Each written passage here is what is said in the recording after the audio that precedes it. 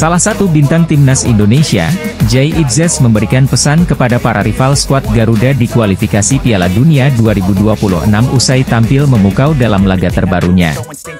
Pemain timnas Indonesia, Jay Itzes yang memperkuat tim kasta teratas Liga Italia, Venezia FC berhasil tampil solid saat hadapi Brescia FC. Meski gagal raih kemenangan, namun pilar timnas Indonesia Jay Itzes tampil sangat memukau dan jadi pemain dengan rating paling tinggi di skuad Venezia FC semalam. Melansir dari laman SofaScore, diketahui bahwa pemain berusia 24 tahun tersebut mampu melakukan 2 kali interceptions, 2 kali tackles serta 2 kali balls recovered. Selain itu, Jay Itzes juga mampu ciptakan 1 key passes serta lepaskan umpan akurat mencapai 87%. Ditambah torehan 1 gol di menit akhir. Jay Itzes pun melengkapi penampilan sempurnanya bersama Venezia FC semalam dan mendapat rating 74 alias paling tinggi dari seluruh penggawa Ilaoni Alati. Berbekal penampilan impresif tersebut, Jay Itzes diharapkan bisa melanjutkan performa apiknya saat hadapi Arab Saudi dan Australia di laga pembuka kualifikasi Piala Dunia 2026 bulan September mendatang. Penampilan solidnya di lini pertahanan bersama Venezia FC juga jadi sinyal buat tim lawan agar tak meremehkan kualitas timnas Indonesia. Apalagi Jay Itzes punya insting mencetak gol yang baik, sehingga jika para rival mengabaikannya bukan tak mungkin sang bek bisa membawa skuad Garuda unggul. Timnas Australia mendapatkan kabar tak mengenakan sebelum mengawali ronde ketiga kualifikasi Piala Dunia 2026 zona Asia. Pada 2 laga perdana, Australia bakal menghadapi Bahrain dan timnas Indonesia. Graham Arnold selaku pelatih Soceros pusing sebelum 2 laga tersebut. Pasalnya, 2 pemain belakang Australia mengalami cedera sebelum jumpa timnas Indonesia. Jordan Boss adalah pemain andalan Graham Arnold di sektor bek kiri Australia. Pemain klub Westerlo tersebut mengalami cedera usai menjalani laga perdana Liga Belgia lawan Cercle Brugge pada 29 Juli 2024 lalu. Namun, pemain andalan Australia itu diperkirakan bakal absen selama 4-5 pekan. Karena itu, Graham Arnold masih bisa berharap Jordan Boss bisa bermain lawan Bahrain dan timnas Indonesia. Kabar buruk dialami oleh Ryan Strain. Pemain andalan Dundee United tersebut dipastikan absen lawan timnas Indonesia. Pemain berposisi sebagai bek kanan tersebut mengalami cedera hamstring. Kehilangan Strain bakal jadi kerugian tersendiri bagi Australia. Pasalnya, bek kanan Dundee United tersebut jadi starter Australia dalam 6 laga terakhir di pertandingan resmi. Bek timnas Indonesia Sandy Walsh berjanji bakal bekerja keras agar skuad Garuda bisa mengukir sejarah di kualifikasi Piala Dunia 2026 zona Asia. Timnas Indonesia dijadwalkan akan menjalani perjuangan pertama putaran ketiga kualifikasi Piala Dunia 2026 zona Asia pada September mendatang. Tim asuhan Shin Tae-yong ini bahkan disebut bergabung dalam grup neraka karena lawan-lawannya berada di posisi peringkat FIFA lebih tinggi dibanding Indonesia. Situasi ini bahkan membuat banyak pihak termasuk media asing yang tak mengunggulkan tim merah putih. Pasalnya, Sandy Walsh dan kawan-kawan saat ini menempati posisi peringkat ke-133 dibandingkan lawan-lawannya di grup C. Sandy Walsh mengaku bahwa ia telah mengatakan kepada rekan-rekannya bahwa melangkah sejauh ini memang jadi harapan tim. Timnas Indonesia telah membuat kemajuan yang besar, sehingga mereka siap menghadapi tim besar seperti Jepang hingga Australia. Skuad Garuda dijadwalkan menjalani perjuangan pertama di putaran ketiga ini melawan Arab Saudi di Jeddah pada 5 September mendatang. Sebagai pelatih timnas Indonesia, Shin Tae-yong selalu menuntut pemain memahami taktiknya dan hal tersebut membutuhkan IQ tinggi. Asisten pelatih timnas Indonesia, Nova Arianto menyatakan pentingnya pemain timnas Indonesia memiliki IQ tinggi. Hal ini menjadi salah satu permintaan dari pelatih kepala, Shin Tae-yong. Shin Tae-yong menginginkan para pemain timnas Indonesia bisa memahami taktik yang ia terapkan serta memahami instruksi dengan benar. Nova Arianto menceritakan sempat di timnas Indonesia memiliki pemain yang memiliki IQ tidak tinggi. Pada akhirnya Shin Tae-yong ingin mengecek tingkat kecerdasan pemain tersebut. Dan memang tidak termasuk IQ yang tinggi, sehingga Shin Tae-yong tidak bisa memberikan instruksi yang banyak. Pada akhirnya Shin Tae-yong juga malah melarang pelatih memberikan instruksi lantaran pemain tersebut tidak benar-benar paham apa yang diminta. Para pemain yang memiliki IQ tidak tinggi cenderung panik ketika mendapat arahan atau instruksi yang agak keras dari pelatih. Shin Tae-yong kini sedang dalam persiapan timnas Indonesia untuk menghadapi kualifikasi Piala Dunia 2026 putaran ketiga. Pelatih timnas Indonesia, Shin Tae-yong, dijamin bahagia. Sebab, dua pemain andalannya di timnas Indonesia, Kelvin Verdong dan Rafael Struijk, sukses bikin geger Eropa dan Indonesia semalam. Pemain naturalisasi timnas Indonesia, Rafael Struijk, untuk pertama kalinya tampil sebagai starter bersama sang klub, ADO Den Haag, di laga resmi. Masuknya Rafael Struijk ke jajaran starter ADO Den Haag tentu mengagetkan. Rafael Struijk bermain 60 menit dalam laga yang berakhir 1-1 tersebut. Ketika Rafael Struijk meninggalkan lapangan, ADO Den Haag sedang unggul 1-0. Tentu banyak yang berharap, Rafael Struijk dapat meningkatkan ketajamannya sehingga konsisten bermain tiap pekan di tim utama ADO Den Haag. Bagaimana dengan Kelvin Verdong? Seperti biasa, Kelvin Verdong menjadi fullback kiri andalan klub Liga 1 Belanda 2024 hingga 2025, NEC Nijmegen. Modal positif ini diharapkan meningkatkan kepercayaan diri Kelvin Verdong dan Rafael Struijk saat memperkuat timnas Indonesia. Rencananya pada 6 dan 10 September 2024, timnas Indonesia akan menantang Arab Saudi dan Australia di dua laga awal grup C kualifikasi Piala Dunia 2026 zona Asia. Pelatih timnas Indonesia Shin Tae-yong harus diakui punya peran penting untuk meningkatkan level timnas Indonesia sampai seperti sekarang ini. Pelatih Shin Tae-yong mengatakan timnas Indonesia ini punya bakat-bakat alami yang baik, hanya saja bakat-bakat tersebut seringkali kurang bisa dimaksimalkan dikarenakan banyak faktor. Ia pun memiliki ambisi besar untuk bisa membuat sepak bola Indonesia menjadi lebih bagus lagi. Di mana sejatinya langkah pertama itu sudah ia lakukan ketika melakukan potong generasi di timnas senior.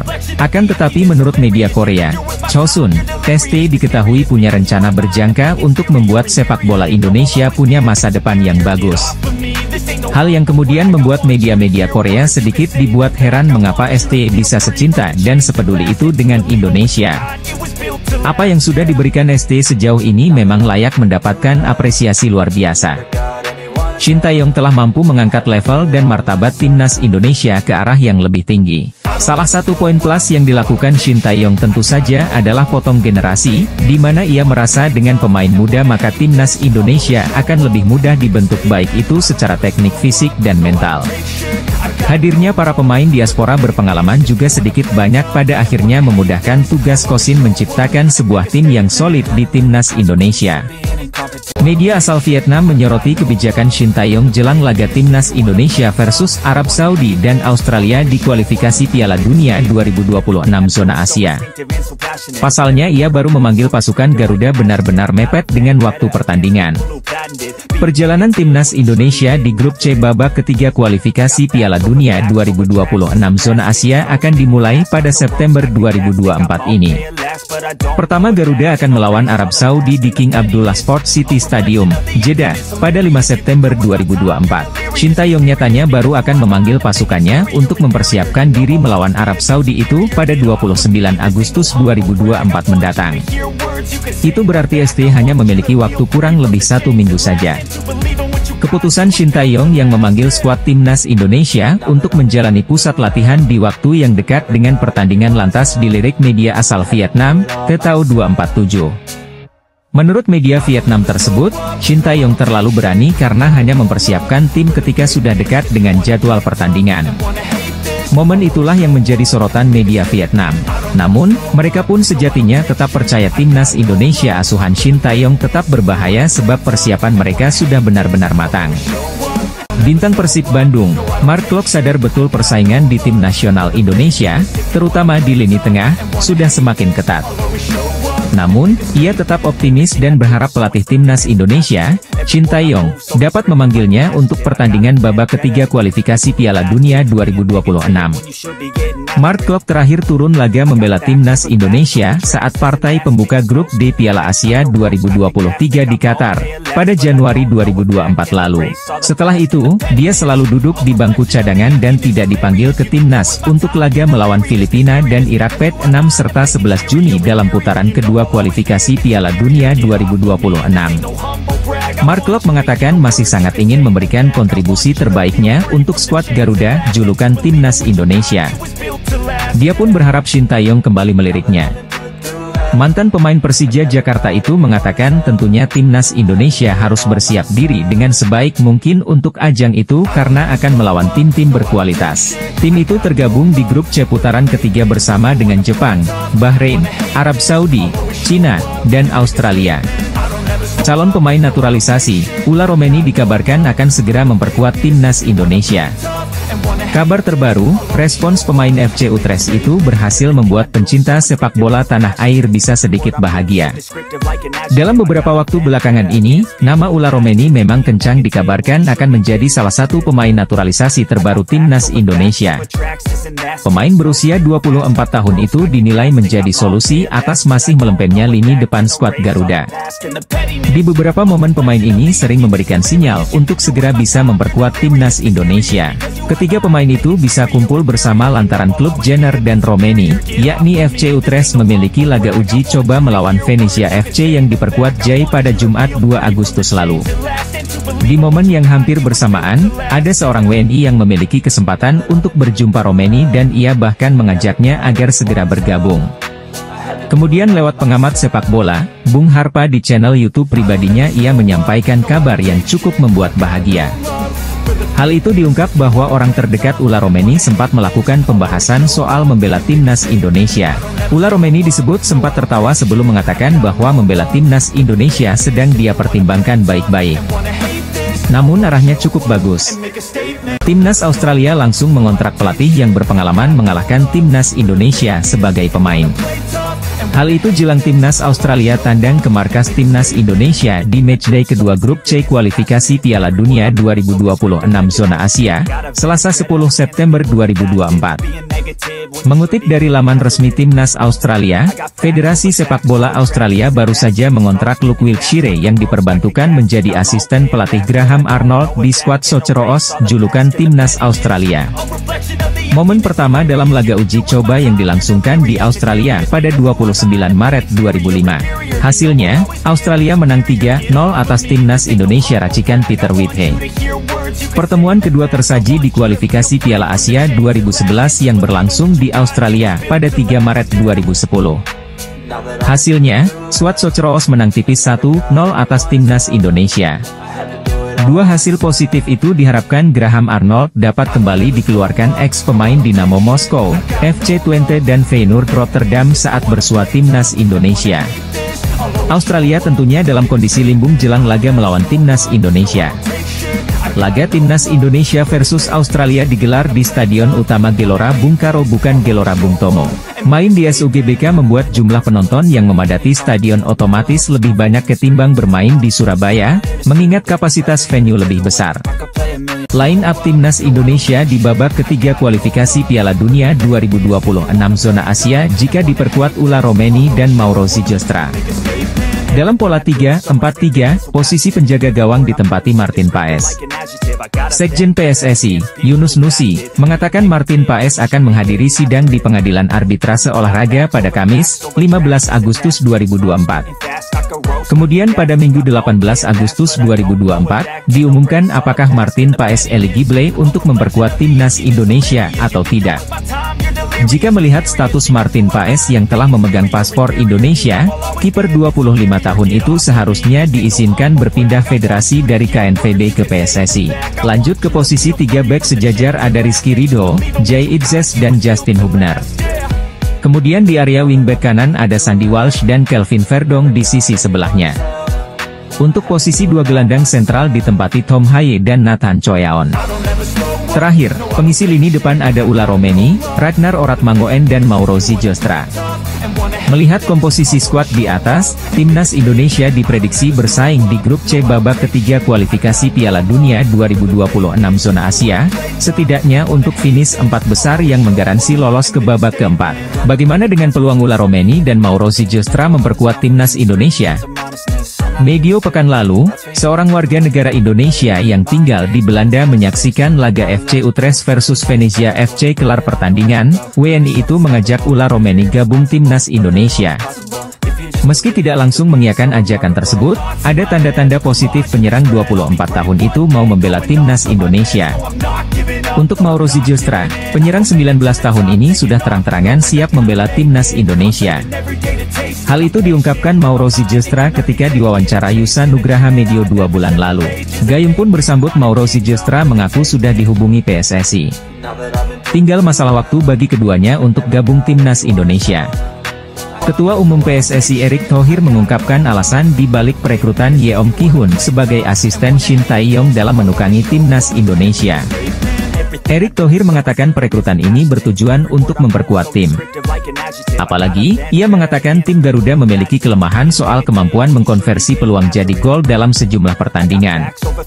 Perekrutan asisten pelatih untuk lini depan ini dilakukan PSSI menyambut perjuangan timnas Indonesia di putaran ketiga kualifikasi Piala Dunia 2026 mulai September mendatang. Pada 6 September Indonesia akan melawan Arab Saudi di Riyadh, kemudian pada 10 September menjamu Australia di Stadion Utama Gelora Bung Karno, Senayan, Jakarta. Yeom adalah mantan pemain timnas Korea Selatan. Ia membela Taegyeong Warriors pada 2006 hingga 2018.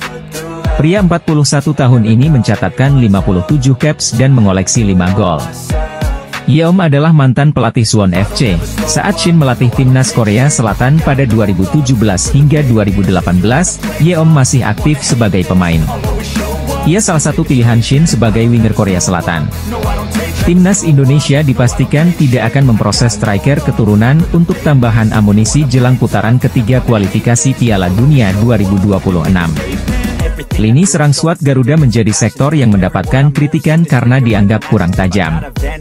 PSSI diminta untuk menambah naturalisasi pemain keturunan.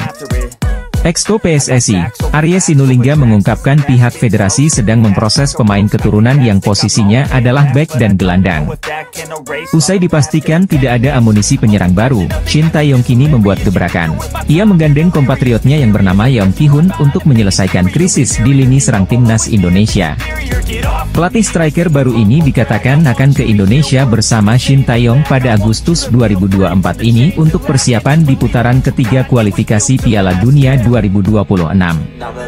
Skuad Garuda akan melawan Arab Saudi di laga pembuka yang dijadwalkan pada 5 September 2024 mendatang. Timnas Indonesia berpotensi ketambahan amunisi anyar lantaran ada sejumlah pemain keturunan yang sudah bertemu PSSI dan berpotensi jadi naturalisasi baru skuad Garuda. Setelah tampil di kualifikasi Piala Dunia 2026, anak asuh Shin Tae-yong bakal kembali turun di ajang Piala AFF 2024 bulan Desember mendatang. Dengan jadwal pada tersebut, pelatih Shin Tae-yong harus pintar-pintar membagi skuadnya agar tidak cedera saat bertanding. Namun kabar baiknya, PSSI disebut bakal menambah amunisi skuad Garuda dengan pemain-pemain keturunan dari kompetisi Eropa.